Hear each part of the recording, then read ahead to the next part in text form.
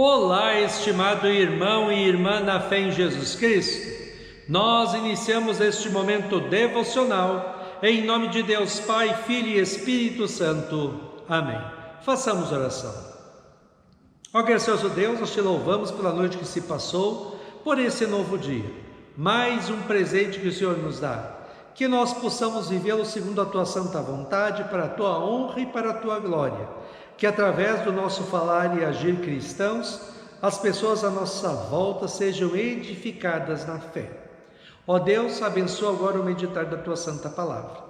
Isso te pedimos e agradecemos em nome de Jesus Cristo, teu Filho, nosso Senhor e Salvador. Amém. Que a graça, a paz e o amor daquele que veio, daquele que vem e daquele que virá em glória, Jesus Cristo, nosso Senhor e Salvador, permaneça hoje para sempre com todos vocês. Amém.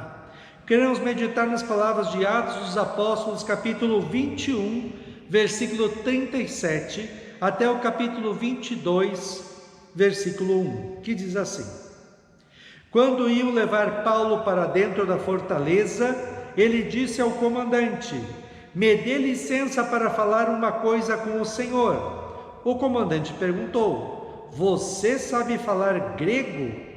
Por acaso você é aquele egípcio que algum tempo atrás começou uma revolução e levou 4.000 terroristas armados para o deserto? Paulo respondeu: Eu sou judeu, nascido em Tarso, cidade muito importante da região da Cilícia.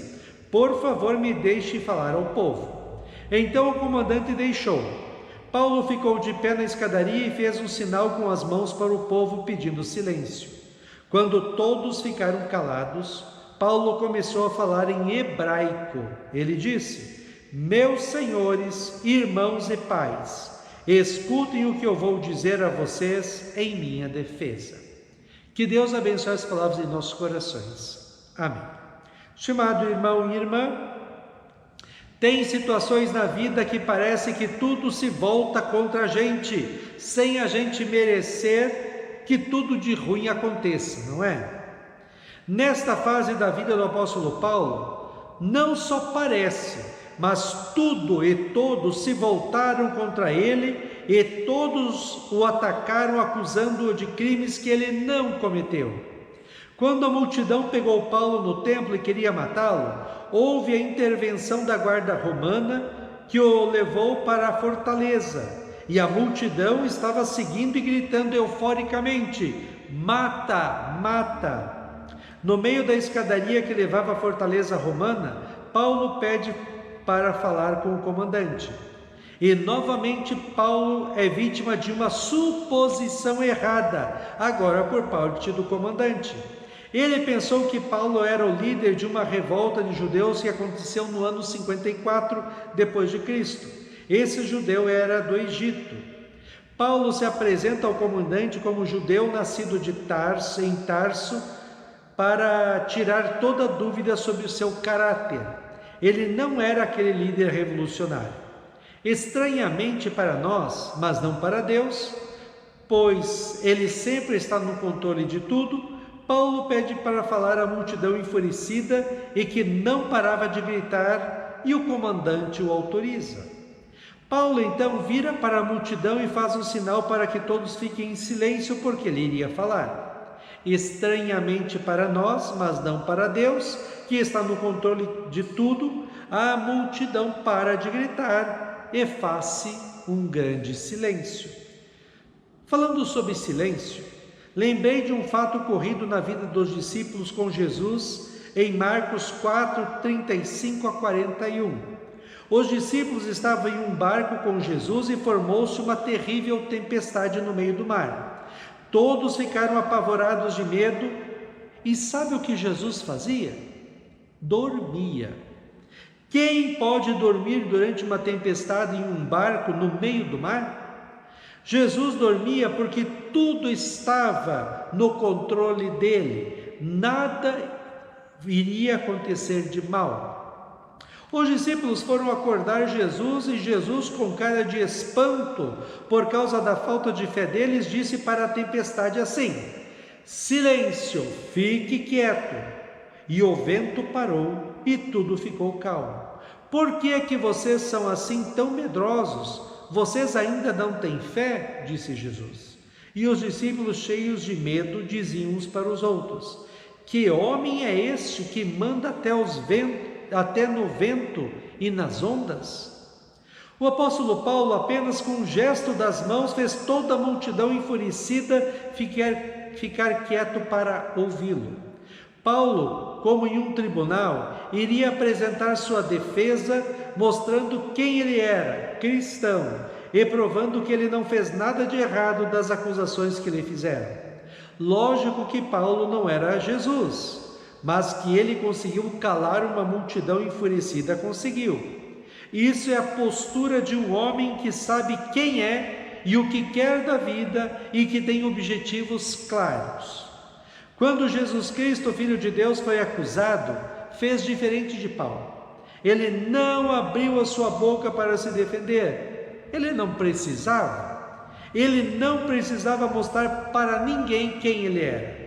Jesus Cristo simplesmente era o Filho de Deus, que veio ao mundo e estava disposto a sofrer na cruz toda a ira e castigo eternos de Deus no lugar dos seres humanos, como nosso substituto, para pagar a nossa dívida com Deus, que são os nossos pecados, e levar sobre si mesmo tudo que era nosso, o nosso pecado, a nossa culpa e a nossa condenação eterna no inferno, e nos dar tudo o que era dele, a sua santidade e a sua filiação de Deus.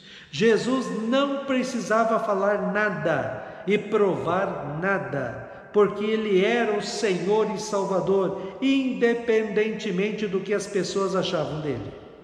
Nós, por outro lado, como Paulo, precisamos sim nos apresentar para o mundo como cristãos.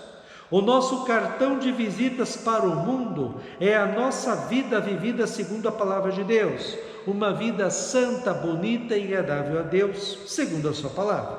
A nossa conduta, valores, princípios e moral fundamentados na palavra de Deus nos apresentam ao mundo como pessoas diferentes, como alguém que está no mundo, mas não vive como o mundo vive em pecados. Nós, como cristãos, fazemos a vontade de Deus em nossas vidas, buscamos e amamos a Deus em primeiro lugar, meditamos na palavra de Deus, oramos e juntos na igreja servimos e adoramos a Cristo. Depois de nos apresentar como cristãos ao mundo, nós precisamos apresentar quem nos enviou ao mundo, Jesus Cristo. E aí não tem jeito. Precisamos aprender a falar de Jesus para todas as pessoas que encontramos, não dando lição de moral, nem criticando ninguém, nem debatendo, apenas falando de como é bom ter Jesus em nossos corações e em nossas vidas, como é bom saber que temos o perdão dos pecados, a vida e a salvação eterna em Cristo. Como é bom saber que Deus nos amou tanto, que deu seu Filho unigênito, para que nós que cremos nele como nosso Senhor e Salvador, não vamos para o inferno, mas temos a vida eterna nos céus. Atos 2, 42 a 47, fala exatamente isso dos primeiros cristãos, de como a vida deles era um testemunho de fé em Jerusalém, onde Paulo estava agora. Diz o texto assim: e todos continuavam firmes, seguindo os ensinamentos dos apóstolos, vivendo em amor cristão, partindo o pão juntos e fazendo orações. Os apóstolos faziam muitos milagres e maravilhas, e por isso todas as pessoas estavam cheias de temor. Todos os que criam estavam juntos e unidos, e repartiam uns com os outros o que tinham. Vendiam as suas propriedades e outras coisas, e dividiam o dinheiro com todos, de acordo com a necessidade de cada um. Todos os dias, unidos, se reuniam no pátio do templo, e nas suas casas partiam o pão e participavam das refeições com alegria e humildade. Louvavam a Deus por tudo e eram estimados por todos. E cada dia o Senhor juntava ao grupo as pessoas que iam sendo salvas. Amém. Façamos oração. Ó Senhor nosso Deus, nós te louvamos porque Jesus Cristo entrou em nossas vidas, transformou o nosso coração e a nossa mente e nós possamos a crer pela ação do Espírito Santo em nós. Que nós possamos ver com alegria a presença de Jesus em nossas vidas. Que possamos em gratidão te servir com o melhor daquilo que somos e temos, e juntos da igreja, levar essa tua palavra que salva para tantas pessoas que estão perdidas neste mundo. Que a tua presença em nossas vidas nos enche de alegria e de paz, e com o nosso viver e falar cristãos, nós possamos mostrar como é bom ter Jesus Cristo em nossas vidas e ter a salvação eterna. Ó Deus, fica conosco neste dia, cuida de nós e dá-nos sabedoria. Isso te pedimos e agradecemos em nome de Jesus. Amém. Receba a bênção do Senhor. O Senhor te abençoe e te guarde. O Senhor faça resplandecer o seu rosto sobre ti e tenha misericórdia de ti. O Senhor sobre ti levante o seu rosto e te dê a paz. Amém.